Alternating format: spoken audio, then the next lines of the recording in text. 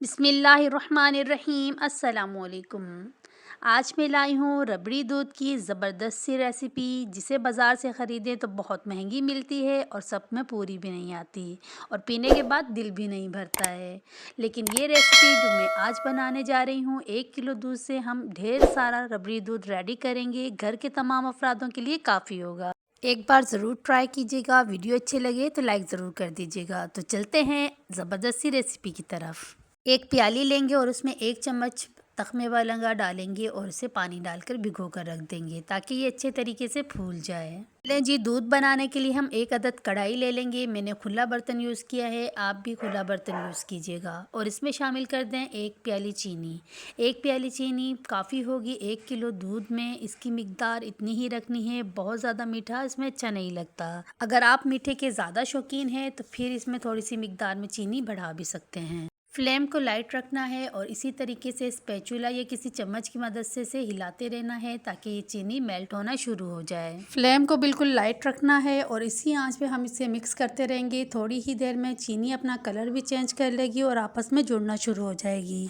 इसी तरह मुसलसल चम्मच चलाते रहेंगे। आहिस्ता आहिस्ता चीनी मेल्ट होना शुरू हो जाएगी और बिल्कुल अपनी लिक्विड फॉर्म में आ जाएगी। देखिए, चीनी बहुत अच्छे तरीके से मेल्ट हो गई है, बिल्कुल भी इसमें क्रिस्टल बाकी नहीं है। और अब हम इसमें दूध ऐड करेंगे। 1 लीटर दूध में से थोड़ा सा दूध हम इसमें शामिल करेंगे और इसे मिक्स कर लेंगे ताकि जो चीनी है वो अच्छे तरीके से इसमें मिल जाए। हम इसे मुसलसल मिक्स करते रहेंगे। चीनी जो है बिल्कुल हार्ड हो चुकी है, आप बिल्कुल ना घबराएं, ये बल्कि इसमें अच्छे तरीके से मिक्स हो जाएगी। थोड़ा सा टाइम लगेगा, ये सॉफ्ट होकर दूध में शामिल हो जाएगी। चीनी जो है दूध में शामिल होना शुरू हो गई है, बिल्कुल सॉफ्ट हो गई है और बिल्कुल मिक्स होती जा रही है और दूध का कलर भी चेंज हो गया है। बाकी बचा दूध भी हम इसमें मिक्स कर देंगे, शामिल कर देंगे और इसे मिक्स कर लेंगे ताकि ये अच्छे तरीके से मिक्सिंग भी हो जाए और इसमें उबाल भी आ जाए। अब हम 1 प्याली दूध लेंगे और 1 बड़ा चम्मच भरकर इसमें कस्टर्ड पाउडर शामिल कर देंगे।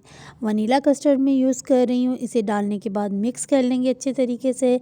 हमने थोड़ी सी मिकदार में ऐड करना है क्योंकि हमने जस्ट इसको दूध को फ्लेवर देना है, गाढ़ा नहीं करना। हम कस्टर्ड और दूध दोनों को अच्छे तरीके से मिक्स कर लेंगे। उसके बाद हम इसे अपने रबड़ी दूध में शामिल कर लेंगे।